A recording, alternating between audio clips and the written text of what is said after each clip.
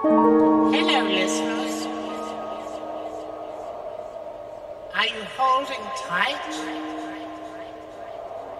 Are you ready for a spooky fright?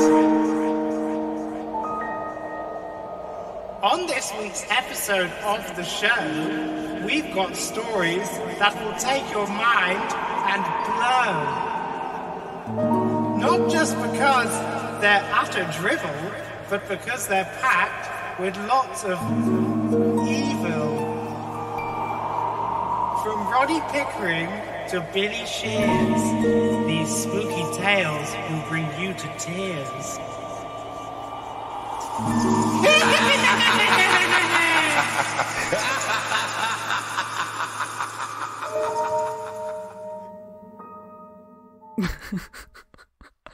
There's nothing I love more in the world than Seb's poetry and his impressions.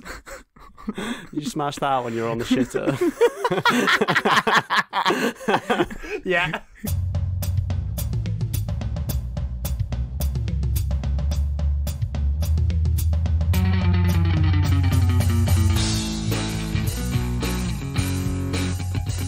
Welcome to the show. What have you guys been up to this week? I got a camper van, officially, #van life. Nice. Yeah, fucking buzzing for the trips in the camper van. You got a first trip sorted out? We're just going to go away for like a little day thing on the weekend, but did you know you can get like collapsible kettles? No. That's cool, isn't it? So they're small, so they fit in your van. You can get collapsible electric kettles. Wow. The future. I mean, anything's collapsible if you try hard enough. It's decollapsing it that's the problem. Yeah. But these are decollapsible and collapsible. They're fucking wicked. So we're going to go outdoors on the weekend and just anything that collapses is going in the van. You can collapse a child if you put it in like a hydraulic press. Yeah. They go really small. Honestly, you can get a kid in like a small backpack if you're willing to squash. Just chop their legs off. But it's just getting them back out in one piece that's the issue. That's the problem. They haven't worked that one out yet. The scientists. dear. No. The eggheads down in the lab. Talking about kids and Halloween, because this is a Spooktacular special. Ooh. I came home yesterday and my son was on the sofa and I don't know, he just looked a bit sad. So I was like, "You all right, mate? What's the matter?" And he turned around to me and goes, "I just want it to be Halloween and it's not." I was like, "Fair play, mate. Yeah, fair enough." Hell yeah, brother. Yeah. That's a real reason to be sad. And then I realised, it's going to be like that for everything. Christmas, birthdays. He knows what shit is now. He's going to be, excited, which is great. But then also, going to be months of, is it Christmas yet? And I have to no, mate, it's March. It's just going to go on also. I'm not going to teach him how a calendar works yet, so I can just tell him his birthday's ages away, even if it's, the next day. They'd be like, "But Daddy, if it's not Christmas, why has Daddy got so much Lego coming in the post?" Yeah, I'm like, "Oh." It's not Daddy's birthday or Christmas, and he's bought £200 of Lego already this month. Yeah. Oh, no, there's nothing, son. They're not to be played with. They're not toys. They're statues. They're statues. Is that a Les Show reference? Yeah. Yeah, Glenn Wild. Yeah. Dad, why have you been buying toys? They're statues. They're statues, Quinnen. Oh dear, Vinny, how are you? Yeah, I'm good. Obviously, Arsenal beat Liverpool on the weekend, so I'm still pretty chuffed about that. Oh, yeah, that was good. Jesus. Other than that, I've just been fucking around with my friend's drawing tablet that he's lent to me, and I've just been having fun just learning how to do digital art, which is, it's really fun. Have you drawn any big anime titties yet? Well, I did the first sketch. You gotta do these things in layers. Oh, God. Anyway, welcome to this spooky episode of the Goats podcast. This week, we are discussing the greatest spooky story of all time. Now, is it a ghost story? Is it a real life story? Is it just Michael telling a story from his childhood? They are pretty terrifying. We laugh, but we're deeply concerned. That's too late. We can't do anything now, can Nah, we? fuck it, it's all right. It was all his fault. Or is it something even scarier than that? Well, I'm here with two of the spookiest people I know. Genuinely spookheads. You know, they live on the spooky side of life.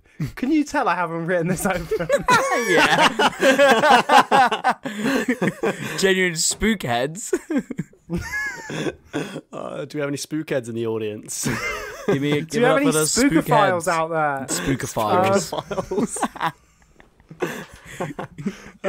Anyway, look, we all know why we're here. It's Halloween. We're going to do some spooky stories. I'm going to say one of them's the greatest spooky story of all time. And then next year, we'll be fucking strapped for ideas and we'll go, should we just do it again? Yeah, spooky story number 2. Yeah. The second best spooky story of all time. Who wants to go first? I could go first. Vinny, you sounded so excited and confident in your answer. He's lost, that's why. I do have a big fuck off script, I'm not going to lie. I have timed myself doing the thing and it lasted 12 minutes.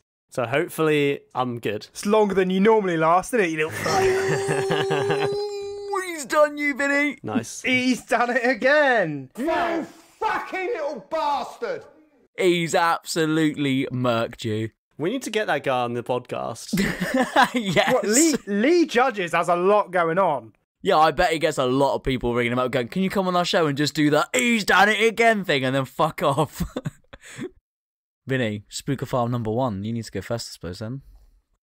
There exists a book written in the 1940s which depicts a not-so-distant dystopian future that paints its world with such a bleak and oppressive brush that just reading it sends waves of despair and existential anguish throughout the reader's mind. But the most terrifying thing about this book is how much it got correct.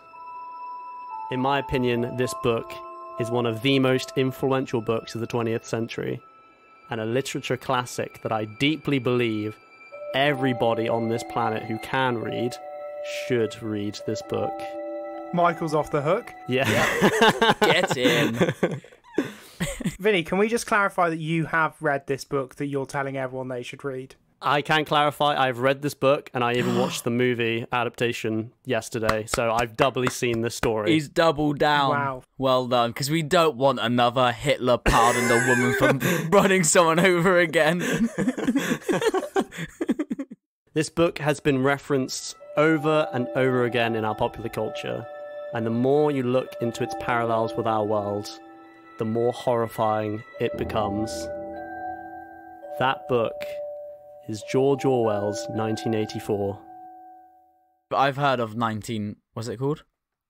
1984. Yeah, I've heard of that. And actually, if you spell it the other way, it's 1 for the pigs, 2 for the men, and 1 for the Dark Lord. Oh God, Seb, I feel like you're doing a bit of foreshadowing for my pick. Oh no! Carry on. I swear to I God. can't listen to you paraphrase Lord of the Rings again. I will throw myself out of a window. Do you know what I'm doing? I'm paraphrasing. I'm telling Leo the story as a bedtime story of Lord of the Rings, all from memory. No way. Yeah, we just I just stopped at Bilbo's vanishing act. He's like, "Whose is the ring? Whose ring is it? If it's not Bilbo's, whose ring is it?" I'm like, "That's coming, Leo. Don't worry, that's coming in the story." He's gonna think his dad's like a literary genius. Well, yeah, exactly. He's gonna be like, "How the fuck do you think of all this stuff?" And then later on he's going to watch the movies and be like, they made a movie out of your story, Dad? What the fuck? Yeah, I'll be like, I will 100% be like, "Yep." Anyway, back to George Orwell's 1984. It was released in 1949, but set in the far-off futuristic world of 1984, as the book obviously says on the title. Mm. This book follows the journey of a man called Winston Smith, who is a low-ranking member of INGSOC, which is the ruling party of the nation of Oceania. This party rules with a totalitarian iron fist, and anyone who disagrees with the party is made to disappear. Everywhere in this world, you are being watched by Big Brother, the supposed leader of Ingsoc, whose face is printed on posters and shown on telescreens in every corner of the city of London, which is where most of the story does take place. Not only does everyone live in fear in case they accidentally speak against the party, but the very act of their facial expressions are constantly observed by cameras which are literally everywhere, and if anyone is deemed to have committed what's called a thought crime, that being the crime of thinking badly of the party or the crime of wanting to have sex, for example, they are erased from history. Guilty! Damn. Guilty! I see what you mean about this. This is quite scary because that is like not true, but like sort of, you know. This idea of an oppositional force to a ruling party not just being imprisoned or murdered in the night, but being made to completely vanish from the planet was actually a favourite of real-life dictator Joseph Stalin.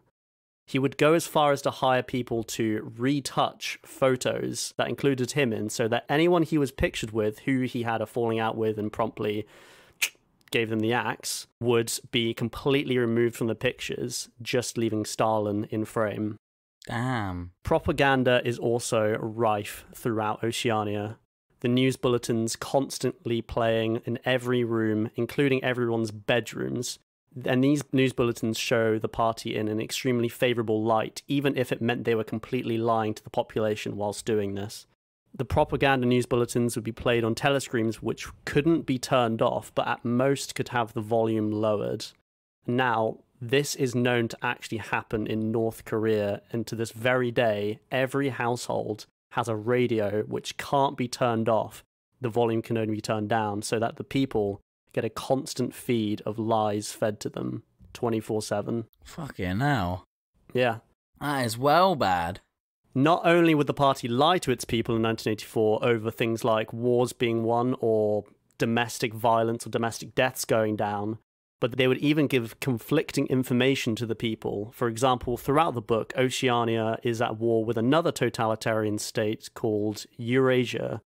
But during a speech given against the enemy to the people, the speaker is handed a slip of paper, and mid-sentence, without pause, the speaker changes the name of the enemy he is speaking against to Eastasia, another totalitarian state.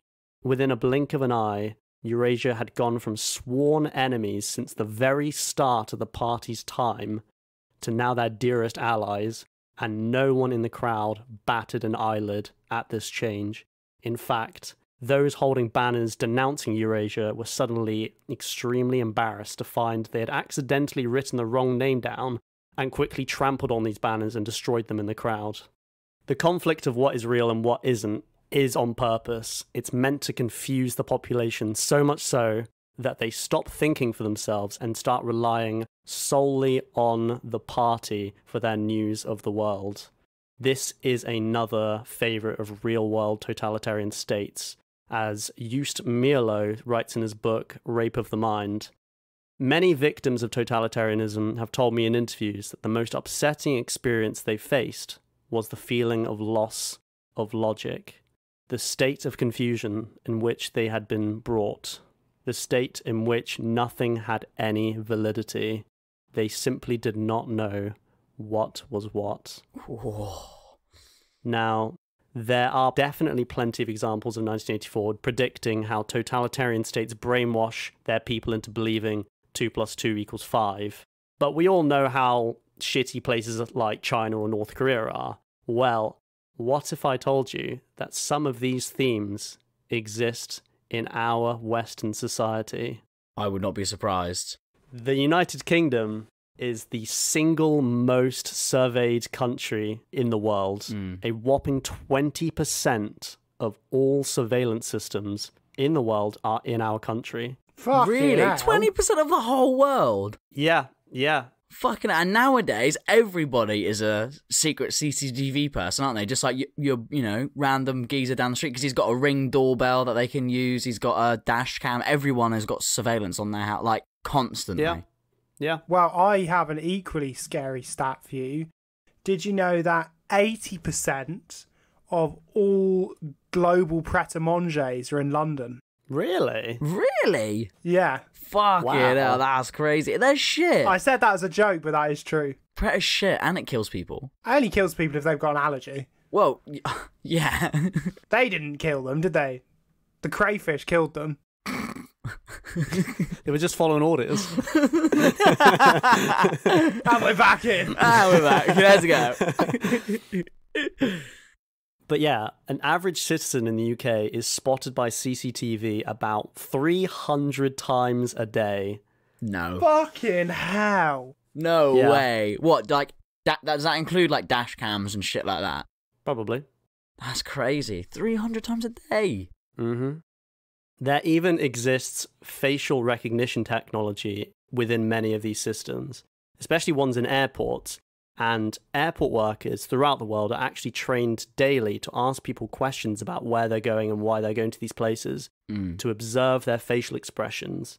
And if people appear as though they're lying whatsoever, they're taken to be questioned further. That nearly happened to me, actually. True story. When I came back from Amsterdam in Exeter Airport, this woman grabbed me because I was like 19, and she was like, "Where have you been?" And I was like, "Amsterdam." And she was like, "Okay, what did you do there?" And I was like, "Oh, yeah, you know, like, just, like, some stuff." And at this point, I'm like, "Oh, fucking hell." And she's like, "Oh, did you, you know, did you bring anything back? Have you got anything, you know, have you brought anything back?" And I was like, I brought some crisps back. I'm sorry." And she was like, and then instantly she was just like, "That's fine. Crisps are fine. Yeah, you're all right. Off you pop." She obviously realised I was just shitting myself. She's like, "Nah, you're all right. Go on. You enjoy your crisps." I was like, oh my God. I was so scared. I just imagine you getting off the plane in your like Rasta hat with the dreadlocks. Yeah. Like, it's only crisps. It's also been shown that people's emails, their phone calls, their texts, their Facebook messages, almost anything you could think of that isn't just encrypted and doesn't have a backdoor, all of these are constantly being monitored by the government, and if they suspect any foul play, they are legally permitted to bug your house and listen in on your phone calls, for example. No. Yep. Put bugs in your house. Yeah, they'll put little cockroaches in your house. Little ants. Bastards. They'll gobble up your food. And then who's going to pay for the pest control? Well, that's it. They do the pest control. That's, you know... Yeah. That's how they make their money. It's just a big conspiracy. Oh, I fucking knew it. I knew that man installing cockroaches in my house was tricking me. So, you might be thinking now, so what?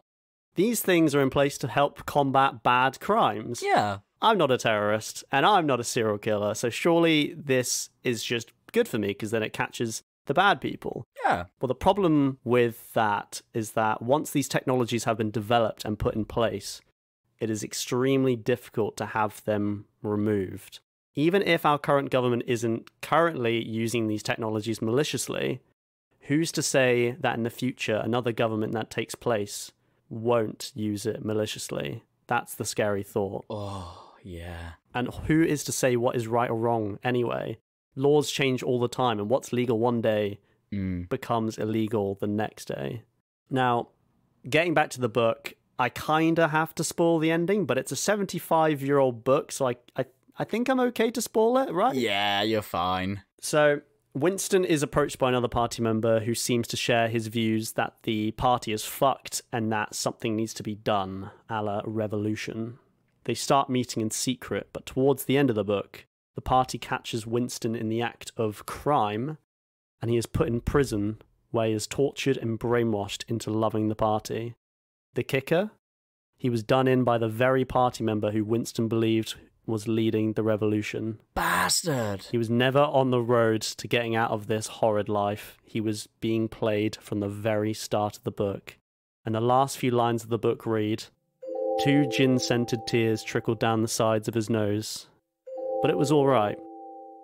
Everything was all right. The struggle was finished. He had won the victory over himself. He loved Big Brother. Oh my God, that is scary. Yeah, It's fucked up. It's like I remember reading it being like they've got to kill him. Like he's got to just die. Like that's got to be it's got to be a terrible ending like that. And it's like no, it's far worse than that. Far worse. And then he just downloads an app to watch teenage girls doing weird dances and just melts his brain away for the rest of time. Just dabbing, cranking. Oh god, twerking, that would be torture. Just forever. Welcome to TikTok. I've heard a theory that because like Western TikTok is full of just like people doing dumb dances and doing dumb shit, and then like Chinese TikTok is full of like education. Oh yeah. Really? I've heard a theory that China put TikTok in place so that they can like try and dumb down the Western civilization with all these stupid dances and like help their own society with like learning and getting better and, you know, all this stuff. I think personally it's just a societal thing. I think Asian countries tend to be more focused on, you know, academic things, for example. I think that there's a bigger pressure on that stuff. I don't know. Because if you give British people or whatever, Western people like a thing like TikTok, they're just gonna do stupid shit, aren't they? They're just gonna do silly dances and stuff. They got nothing better to do with their time. But yeah, this is maybe the most bleak and oppressively dark ending to any story I have ever read or seen.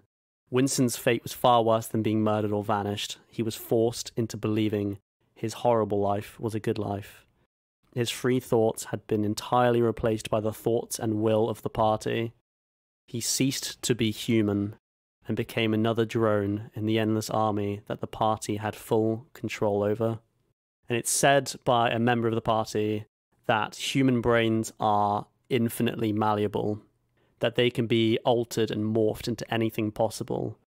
A real-world example of this being how members of extremist groups like Al-Qaeda, who brainwash their members into fully believing that if they suicide bomb their enemy, they will be granted the best possible afterlife. And there is a video I've seen on Reddit where I think they're Al-Qaeda members. They're definitely some sort of extremist group members. They're trying to figure out who will do the suicide bombing. So they all draw straws, and one lucky man draws the short straw, and he is ecstatic to be that person to give his life for the cause. And he looks younger than us. Damn. That is chilling. Yeah, that's pretty fucking scary. That is quite scary, isn't it? And this is why I believe 1984 is the greatest scary story ever written. It outlines how governments manipulate and brainwash their people into buying into horrific ideologies and how they use fear and hatred to keep the people from uprising. There still exist governments which use all of these tactics even today, such as Russia or China or North Korea is the biggest example. But it also serves as a warning to people within societies yet to be conquered by a totalitarian party that if you give up certain freedoms, there's no telling what the horrors which can be a consequence of that. And that's it. That's my speech. Ooh. Nice. You came in 30 seconds ahead of the time. Ooh. That was phenomenal, Vinny. Thank you. It's one of my favourite books. I will say there's a fine line between scary and spooky. I wouldn't call that spooky. Yeah, I wouldn't call it spooky. I'd call it fucking terrifying. Yeah. Yeah. Now, obviously, I opened by calling it the greatest spooky story. You've gone for scary. Well, I thought we were doing scary. I think we were doing scary. I think I called it spooky in the opener. Yeah. Again, you wouldn't know I'd written that on the shitter before we started. Tomato, innit? Exactly. In all sincerity, that was a great pitch. And I've not read 1984. I've listened to the first, I'd say, 2 hours of the audiobook on a train down to Devon, and I just felt that it probably wasn't for me in that moment. Bit too close to the old mark. It's very grim. Very grim. I just want to hear about wizards and shit. Oh, no. No. You want to know about perfectly wizards into and what shit? Michael's picked. Oh. But in all seriousness, fantastic one. And I am a big fan of George Orwell, a phenomenal writer, and has something called, I think they're the 7 fundamentals of writing, which anyone who has to write creatively for any reason, I would really, really recommend reading. Some of them are a bit outdated, but it's just stuff about like always try and speak or write in like the simplest terms, like using like overcomplicated language actually just makes you look like a dick, not sort of other people and stuff like that. It just makes you be like, what the fuck was that word? Yeah, exactly. I don't understand what the sentence means now because of that, yeah. He's a really interesting writer. I also like what you've set up, Vinny, is a fantastic juxtaposition between your heartfelt, quite gritty, quite real, close to the mark, you know, turning a mirror on society, and what I've come up with as a middle bit, which isn't that. I'm going to say that right now. It isn't that. You're going to read court transcripts of real murders and crimes, aren't you? No, although I would really, really recommend, there's a sketch that Justin Rowland and Dan Harmon did, the guys who did Rick and Morty, where they, using Rick and Morty's voices, read a real court transcript. Oh, God. It's so funny. And he's like, I subpoena you to suck my dick. And they're just like getting like really, and he's like, this guy wants to fuck me. And he's like screaming at the judge. It's really good. I've we'll seen link that, it below. yeah. It's so good. And it's like 10 minutes long. It just gets progressively more and more mental. The guy in the docks is there for murdering another inmate, and he starts off by saying that he wants a different state-appointed defence because his defence attorney has offered him sexual favours in return for a better case. It's so funny. Yeah. It's just hilarious. The judge is like, I just don't think that's true. And he's like, I don't think you're true, you piece of shit. And he's just like screaming at him. It's amazing. Anyway, on to my middle bit. Turning a nice mirror on society. I thought, at first I was going to be like, what's the scariest thing that's ever happened to you? Then I remembered Michael's childhood, thought that probably wasn't a good idea. Yeah, he'll win that. Yeah, good shout. I had a sheltered upbringing. Yeah, I was like, I mean, you were chased out of a country by Robert Mugabe. Yeah. I was too young to remember it. This is a weird sidestep, but Funny Mugabe story. do you guys ever, like, if you're just on Messenger and you see, like, someone's online, it's like, I haven't spoken to this person in, like, 10 years or whatever. It's like someone I used to go to school with and I was friends with them, but I just haven't spoken to them since. Yeah. I saw one of those people were online and I was like, I wonder if I've ever sent any messages, so I can't remember. So I went on them, and they were all from, like, 2010, so I would have been, like, 14 at the time. And the amount of, like, racial abuse I was getting for being African was so much. I was just sitting there, like, I was just laughing so much. I was like, oh my fucking God, this is horrific. Screenshot it and send it to our WhatsApp group, please. It called me, like, a penniless African and all this stuff. Jesus Christ. Mate, I was like, he should have been to your house. I went to your house and I saw a stack of $100,000 bills this big, son. And it meant absolutely nothing because the currency couldn't even buy a loaf of bread. You couldn't buy anything with that amount, mate. I was like, when I saw it there, I was like, hang on, there's about $50 million here. What the hell's going on? On a similar subject, I also did that thing. This is so embarrassing, but I was on my Messenger and someone popped up, and it was a girl who I hadn't spoken to since I was about 14. And I thought, in my head, I was like, God, I used to be a bit of a romancer. Like, I wonder what sort of lines I was throwing down. Literally, I clicked on it, and it was just me being like, tits, please. Please, can I see tits? Let me smash. Please vagina and nipple pic send. No vagina. Why? Respect. Okay, only nipple. Please fast. I'm moving penish. It jogged this memory, which was that my way in to getting like the boob chat going, because I used to be like, well, we're never going to go anywhere if we're not talking about tits at some point. Right. So I used to, this was my fun fact, I used to say to girls over Messenger that I'd been talking to, people I'm still friends with now, do you know most girls have one tit bigger than the other? Oh, God. And I honestly thought they were going to be like, do I? You should come around and like measure them. So your game, mate, is so strong. That's so good. And I'm gonna be totally honest with you. It never went that way. No, never went that way. I'm not surprised. Yeah, but on the subject of tits, let's get on to my middle bit. Yeah. So I was thinking, what's the scariest thing to all of us deep down? A totalitarian state taking over. The thing that I've picked. Lord of the Rings. Michael talking about Lord of the Rings for the umpteenth billionth time. Oh God, mate. Honestly. Can I say, in all seriousness, this is not a bit. If Michael starts talking about Lord of the Rings, I will leave. I will leave. I will walk out the room and I will wait until he's finished. I'll do the same. Don't worry. You can text us when you're done, Michael. Okay. Yeah, honestly. No worries. Just me and the listeners. That's how I like it anyway.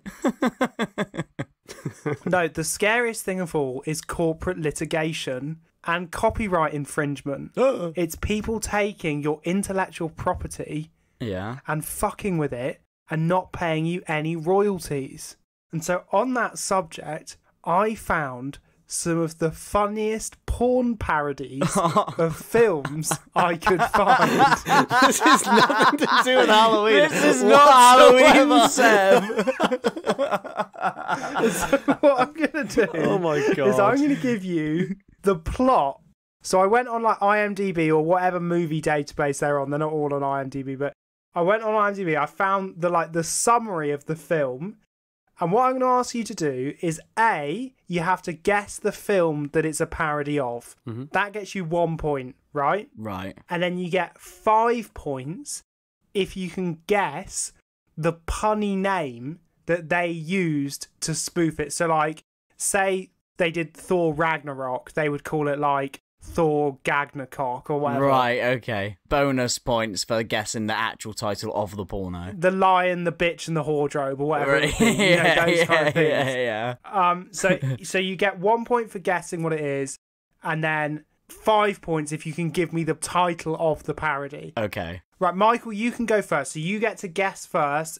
Once you've guessed, Vinny then guesses. If you get it wrong, then I'll throw it over to Vinny. That's what we'll do. Okay. So, Michael, you're going to go first. Yep. You've got the chance to guess what it is Yep. and give me the name. Okay. And if you get either of those things wrong, I'll throw it over to Vinny. So even if you get the name wrong, I'll give it over to Vinny. And you can take the first point, but Vinny could still get the 5 if he gets the name right. Okay. So it's big points on the board here. So this is your first film. Yep.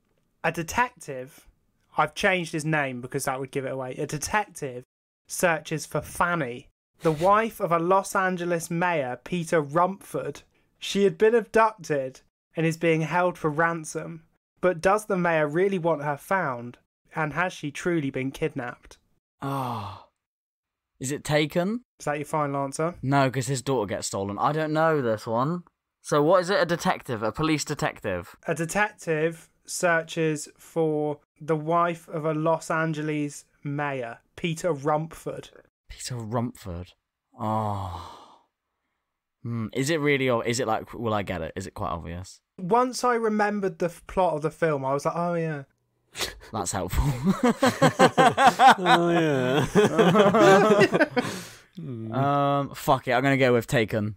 Okay, and what's your spoof name? Taken up the arse. That's great. Yeah, boy. Now you're getting into it. So, unfortunately, Michael, you are wrong. Damn. I'm going to throw it over to Vinny and see if he's got an answer. Like, it sounds really familiar. I'm going to have to push you because you've had some time to think. Yeah, the second one's got to be a quick one. Taken two. Taken too many cocks up my ass. Oh, that is fucking phenomenal. No, you're both wrong. It was a spoof of Ace Ventura called Ass Ventura, Crack Detective. Oh, God, yeah. Okay. Okay, so the next one. This is for you, Vinny. Operatives of the Priory of Seaman discover that Leonardo da Vinci painted the Mona Lisa using his own sperm. Oh, I know The Keepers of Truth fuck in the name of art and kill anyone who gets in their way. Oh my God! What the fuck is the name of that film? Oh, I remember. It's the Da Vinci Code, right? Is that your final answer? Yeah. You're right, that's 1 point on the board. Now, can you give me the name of the film? The Da Vinci Cock. No, Michael, I'm throwing it over Oh, to you. the Da Vinci Cock was going to be my one. Try and rhyme it. Rhyme it. The Da Vinci Code. What rhymes with Oh, the don't Da give him Vinci that. Code? The Da Vinci Code. The something load. The Stinky load. It's the Da Vinci Load. I'm not giving you a Oh, point. the Da Vinci load. Oh, I was going to go for the Da Vinci Chode. Oh yeah, I'm going to fucking rent What that do you tonight. mean? I should get 5 points for the Da Vinci. If you think I should get 5 points for the, what did I say? The stinky load. Comment below. Because I think I should get the points for that. Right. So, Michael, this is your next one. Okay. A door-to-door dildo saleswoman stumbles across Edward, and upon discovering the advantages of his hand substitute, brings him home, where he falls in love with her daughter. That's it. Twilight. Is that it? Is that your final answer? Yeah. And what's the porn name that you would give that film? So I was right. You might be right. Give it a porn name. But you told Vinny he was right when he said the Da Vinci Code. Well, give it a porn name. Okay. Twilight.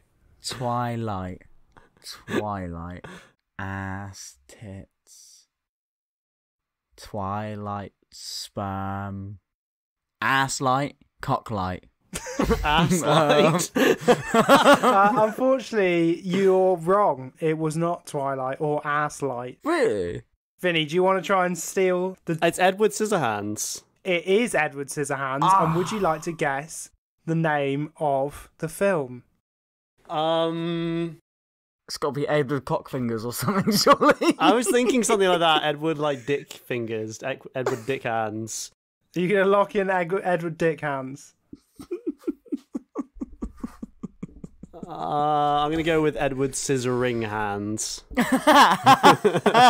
Oh, you should have stayed with Edward Dick Hands. I would have given you some points. It's actually Edward Penis Hands. Okay. Vinny, back to you. The blank... they're not actually called the blank. I've blanked it there. So I didn't want to lose you too early. The blank are a team of hot, horny ladies on call to save relationships that are lacking in lust. Wives in need of sexual attention call the blank, and they're on the scene in no time to get their man's sextoplasm flowing. Oh, Ghostbusters. Is that your final answer? Yeah. And what would you call that film? Bustin' makes me feel good. What? What? Oh, It's in the song, right. you know, the song. Bustin' make me feel good. Feel good. That's actually a Ghostbusters great song. shout. No, that's You not were my right. that's not my answer. That's not my answer. It's Ghostbusters, but load busters. I don't know. Thrusters. It's not Loadbusters. You were right with Ghostbusters, but it's not Loadbusters. Michael, do you want to come in and steal?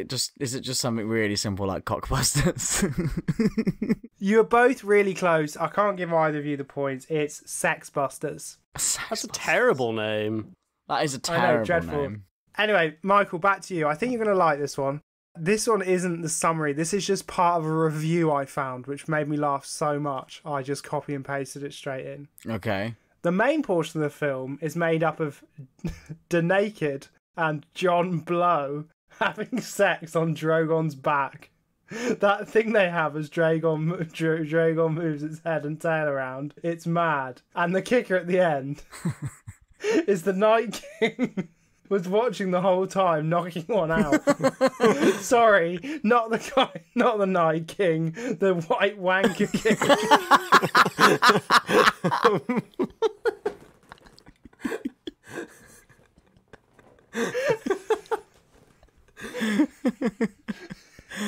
Oh, this is Game of Thrones for sure. And what would you call that parody? Game of Bones. Because boners. Is it right?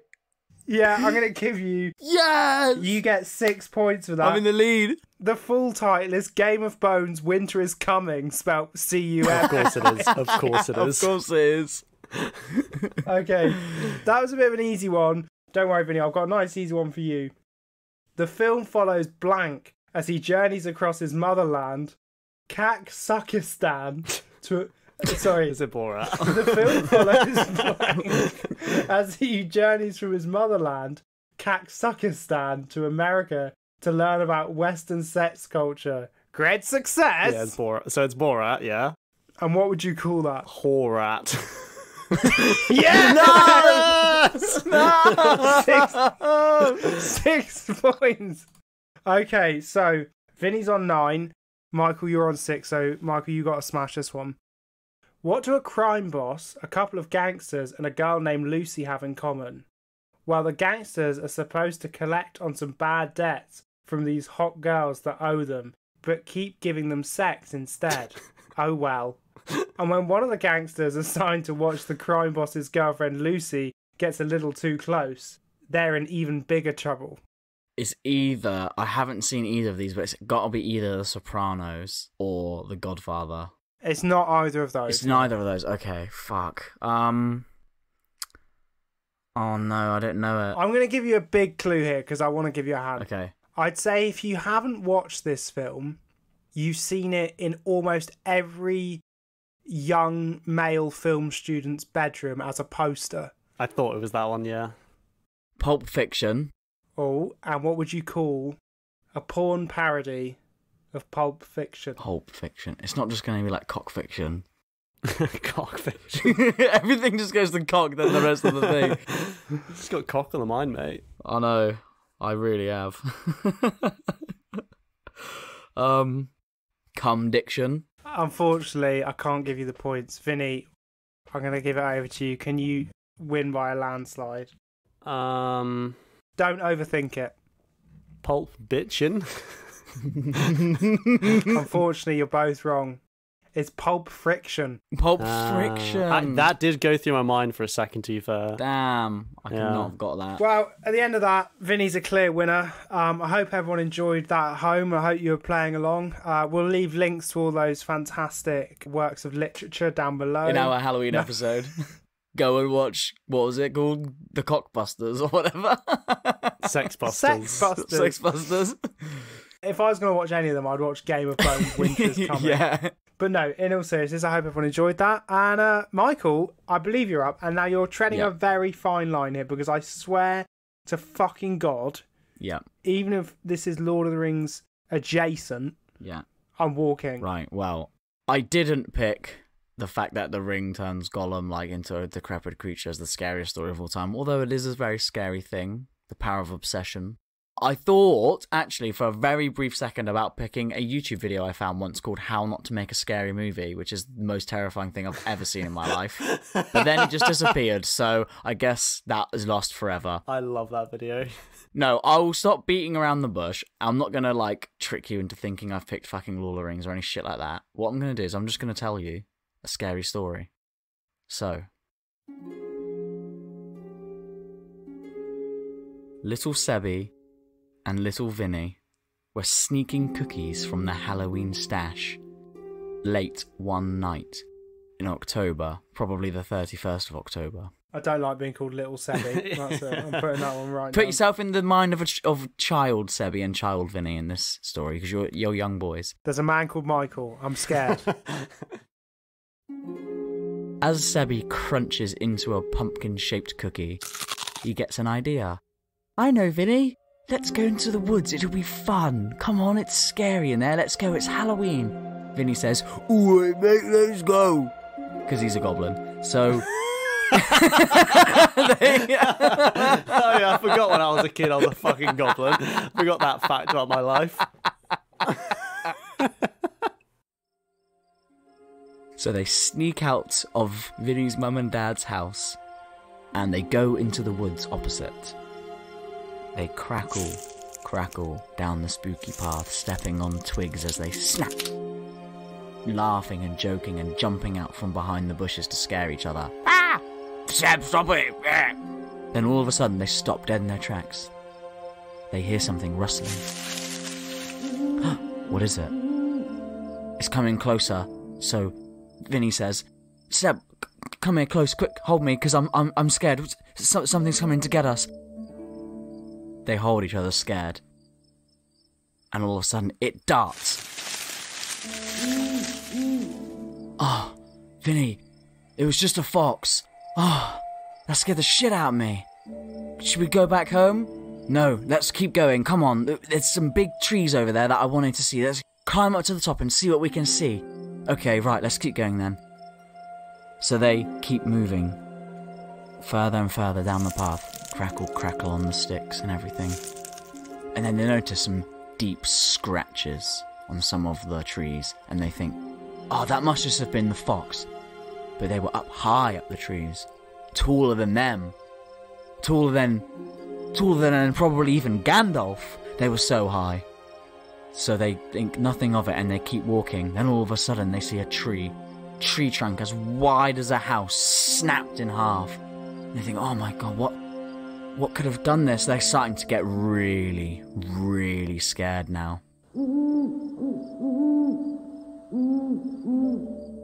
They keep going through the deep, dark woods, and all of a sudden they notice a funny smell in the air. Smells like rotten eggs. Smells like festering sewage. It doesn't smell right down here. We should go back. No, let's keep going. We gotta keep going. Come on, be brave. I know it's a bit spooky, but we're brave. We're big boys. Okay, let's keep going. Then they see tar smothered on the trees, so they go and they look at it, but it's not tar. It's blood. And all of a sudden they hear a crash.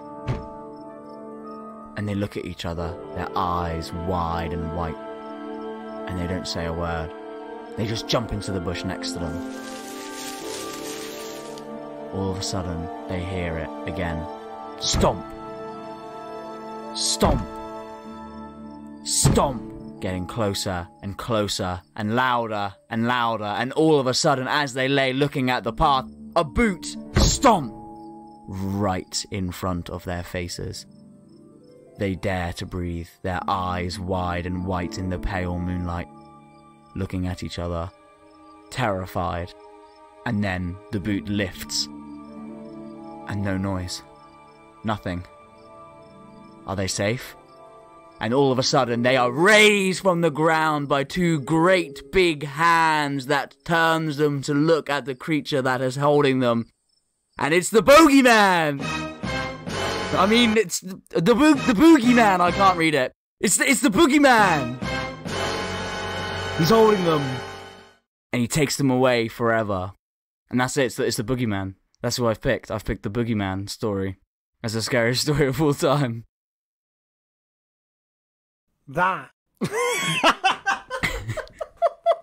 Not just that. That's an example of a boogeyman story. But I've picked the story. The scariest, spookiest stories of all time are the stories of the boogeyman. And why? Why is the boogeyman so scary? Well, I've some rational reasons for you why he's so scary. What is the boogeyman? Well, let me tell you. So, the boogeyman is like a fantastical creature that is thought up to scare children into being good little boys and girls by telling terrifying tales of a scary boogeyman in the night, taking them away or eating them or killing them or whatever. And it's to make them behave, so if you be naughty, if you eat the cookies out of the cookie jar, the boogeyman's gonna fucking get you. And boogeyman stories, or stories of that ilk, are told around every single campfire in the world, ever. If you haven't sat around a campfire and, like, your dad or whatever is, you know, you're all there with your little hot chocolate, whatever, in a blanket, and you're getting told spooky stories, like, that's the ultimate spooky story for me. Like, as an adult, like, what's really scary other than, like, a real murder? Like, whatever, but as a child, like, the child innocence of being scared of something that goes bump in the night and then looking into the woods and thinking there's the fucking boogeyman in there is like, that's so spooky and scary and just so Halloween-y to me that I was like, oh yes, this is definitely the greatest scary story of all time. The stories that you tell your children about the boogeyman. Now, he's known as a lot of different names, the boogeyman, and he's been around since about the 16th century in England, which is a very long time, making this easily the oldest scary story ever told. No, it's not. What? I think that's... What do you mean? In my research, I found that the ancient Sumerians had, like, ghost stories, and they were, like, 3000 BC. Nah, this is the oldest one. What, 16th century England was the first scary story ever told. Before that, they just told fairy tales that were fun. Yeah, they were like, Yeah. hell yeah. The boogeyman gives you chocolates and sweets. It's great. Yeah, mate, yeah. But he exists in all cultures around the world, and the origin of the boogeyman is actually very hard to trace because it's told in pretty much every single country in the entire world. And I've got some little examples for you of some countries where the boogeyman exists, but he's not quite as we would think of him as. So, in a lot of South America, or like Spanish America and Spain as well, he's known as the sack man. El Sackman. The sack man. And he's got a big sack on his back. El Sackman. It's Santa Claus. No, it's not Santa Claus, because the sack man, El Sackman. he carries away a sack, and if you're being naughty, he puts you in his sack and whisks you away from your parents and traps you forever. In Azerbaijan, he's called the Div. And Div. he's a hairy giant that eats children. And he's called the Div. But in Azerbaijan, they use that to scare their kids around campfires at Halloween. In Germany, he's called der Schwarzmann. He hides in dark corners underneath your bed. That's very boogeyman-y, and in dark corners of forests and stuff like that. Now, in South Korea, they also have Sackman, but Sackman is called Netbag Grandfather. He does the same sort of thing. He kidnaps children and puts them in his net and carries them away. Like a big butterfly net. Like Yeah, playing yeah, SpongeBob yeah. with the jellyfish. There was so many others, like every single country, like Nepal, fucking Germany, Italy, every single country was on this list of like what country they have the boogeyman and they tell boogeyman stories. And I was literally just like, yeah, it sounds ridiculous, doesn't it, to us, like the boogeyman. What's obviously not the scariest story ever. There's nothing scary about the boogeyman. But then I was like, you know what? No. The boogeyman is the GOAT scary story, because what really is like Halloween and scary stories and everything about, it's about that nostalgic feeling that I'm guarantee you got while I was telling that scary story about crackling through the woods. That's a strong guarantee. I guarantee you felt like a familiar feeling of, I've been told spooky stories like this before in my childhood. I remember the feeling of sitting under a blanket and feeling all creepy and scared because someone's telling me a scary story. That's what the boogeyman is. He is like the epitome of that type of story. And there's just something, so nostalgic and charming about it. Like, adults don't do that. They don't sit around the campfire and read real court cases, do they? And like scare each other with scary stories. It's just a load of nonsense. But the boogeyman, to scare your children, is like just the ultimate. It's the greatest scary story of all time. It's the ultimate version of telling a scary story. And that's why the boogeyman is the GOAT scary story. Clap. Please clap. I feel like I've missed out because I've never sat around a campfire while someone told me a scary story ever. Mate, yeah, you are missing out 100%. Like you said, even on the podcast the other day, and this is what inspired me, you said that I scared the shit out of you or whatever when you believed me about my story about riding on my bike for that UFO and shit. Did I say it scared me? They scare you, don't they? You would have loved that. You would have got so into like telling scary stories. It's like creepypastas, but as a child. Like, it is great. I don't know if Seb must have sat around and told scary stories and shit like that. I mean, yeah, I was brought up in quite a spiritual environment where I fully believed that those stories were true. So Yeah. I used to fucking shit myself. My dad once drew a picture on the roof of the cabin that we sometimes stay at in the woods of a half man, half deer with a humongous penis. And it scared the shit out of me. Is that why you did the porno thing for your middle bit? Big dick scare you. Yeah, some deep inner thought of like what's really scary, deer penises. I am a bit disappointed, Michael, that you didn't cover Poland's boogie person. Which is what? Well, it was a fucking long list, mate. I had to pick a couple winners. The boogie woman. You know the boogie woman. Do I? Joanna Jędrzejczyk, the boogie woman. The UFC strawweight champion. Oh, is that what? Oh, okay. The boogie woman. The boogie woman. Do you not remember when she was facing off against Rose Namajunas and she just announced that she didn't want to be called Joanna Jędrzejczyk anymore? She wanted to be called the boogie woman? I don't remember that, but I will look it up. Fucking incredible. The boogie woman. The boogie woman. Anyway, that's really interesting because as much as I, for a minute, thought Michael had tricked us into imagining that we were hobbits, he actually hadn't. And what he'd picked as the scariest thing of all time is the concept of fear. It's like what lurks in the darkness, the unknown. And I think what I have to really come to a decision here is I think you've both hit your own version of the brief perfectly. Michael, you found the spookiest story. It's not the scariest. The scariest is fucking a totalitarian regime that's watching and listening to your every move. Yeah. That's not very spooky. And Vinny, you found the scariest, but not the spookiest.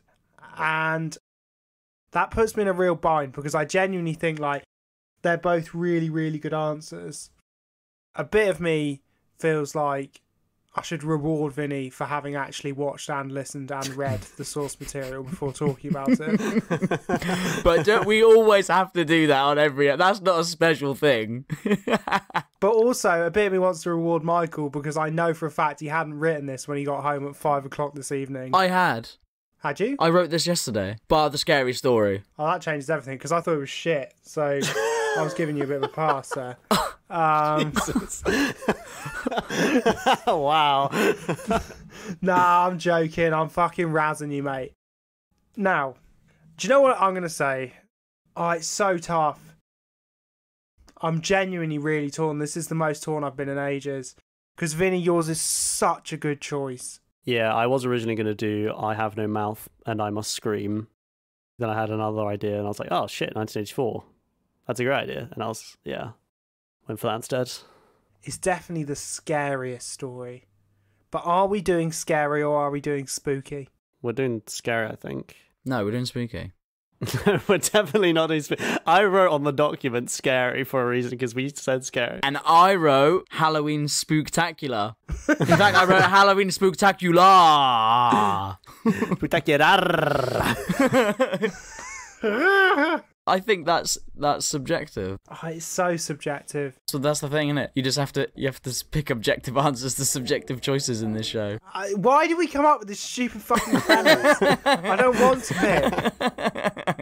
Whose idea was this? It's horrible. It's stressful. I have two of my friends put a load of effort into something, and then you have to pick one as the winner, and the other one's always really disappointed. It's so close, man. My head says Vinny. But your heart says Mork. But my heart, as you correctly identified, Vinny, says Mork.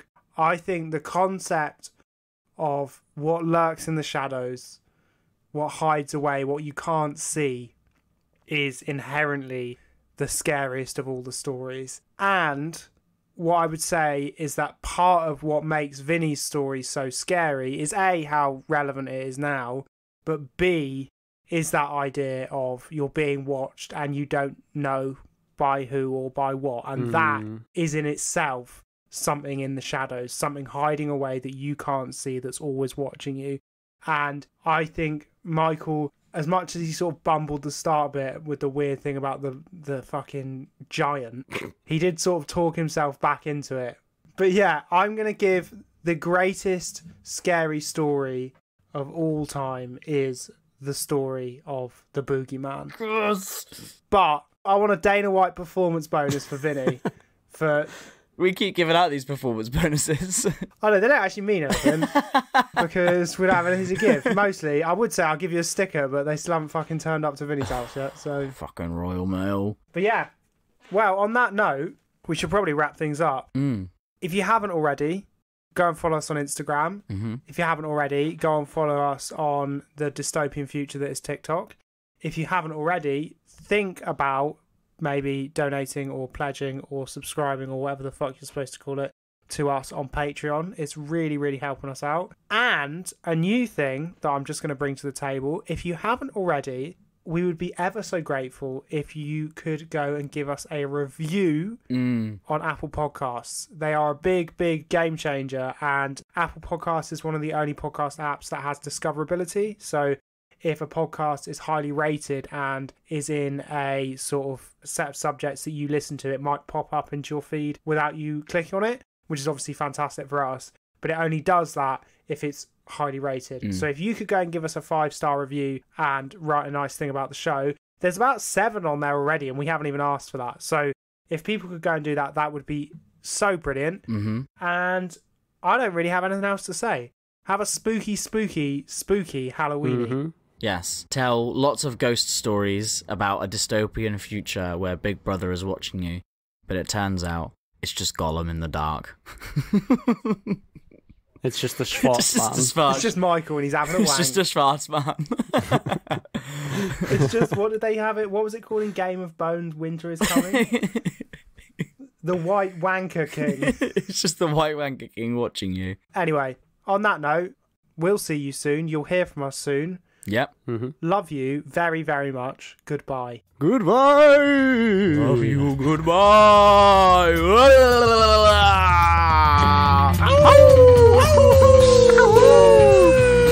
Oh God. Go, go, go, go.